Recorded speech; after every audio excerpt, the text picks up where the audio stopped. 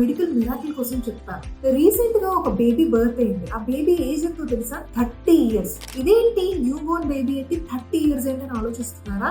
1994 లో లిండా అనే ఒక లేడీ ఏం చేశారంటే తన ఎంబ్రియోస్ ని ఫ్రీజ్ చేసుకున్నారు. ఫ్రీజింగ్ అంటే ఏంటంటే హస్బెండ్ స్పర్మ్ అండ్ మన ఎగ్ కలిపి ఒక ఎంబ్రియో అనేది ఫామ్ అవుతుంది. దాన్ని ఫ్రీజ్ చేసినట్లయితే ఒక సర్టెన్ టెంపరేచర్ కి అవి ఎన్నాళ్ళైనా కూడా సర్వైవ్ అవుతాయి అన్నమాట. అలా 1994 లో తను ఫ్రీజ్ చేసుకున్నారు. ఇప్పుడు తన మెనపోజ్ లోకి వచ్చేసి మరి ఇంకా ఆవిడ కన్సీవ్ అయ్యే అవకాశం లేదు కాబట్టి ఆ ఎగ్స్ నేను ఎవరికైనా డొనేట్ చేద్దామని ఆవిడ అనుకున్నారు. వేస్ట్ గా ఎందుకు ఉండడం, ఎవరికైనా పనికి వస్తాయి కదా. అలా ఉంచడం వల్ల ఒక పిల్లలు లేని కపుల్, లిన్సీ అనే కపుల్ కి ఈ ఎంబ్రియో అన్నది యూజ్ అయ్యి హెల్దీ బేబీ అనేది పుట్టాడు. సో ఇప్పుడు ఆ బేబీ ఏజ్ ఎంత? 30 ఇయర్స్, అంటే 30-year-old ఎంబ్రియో అనమాట. సో ఇలా క్రయో ప్రిజర్వేషన్ ద్వారా మన ఎంబ్రియోస్ గానీ లేకపోతే మన ఎగ్స్ కానీ మనం ఫ్రీజ్ చేసుకొని మనకి నచ్చినప్పుడు ప్రెగ్నెన్సీ తెచ్చుకునే అవకాశం అనేది ఒకటి ఉన్నది. So any reason, for suppose marriage అయింది, ఇప్పుడప్పుడు మీరు ప్రెగ్నెన్సీ ప్లాన్ చేసుకోవట్లేదు, స్టిల్ మీ ఎగ్స్ ని ప్రిజర్వ్ చేసుకుందాం అనుకుంటున్నారు, ఎక్కడ ఎగ్ క్వాలిటీ తగ్గిపోతుందో అని భయంతో మీరు ముందుగానే ఎగ్స్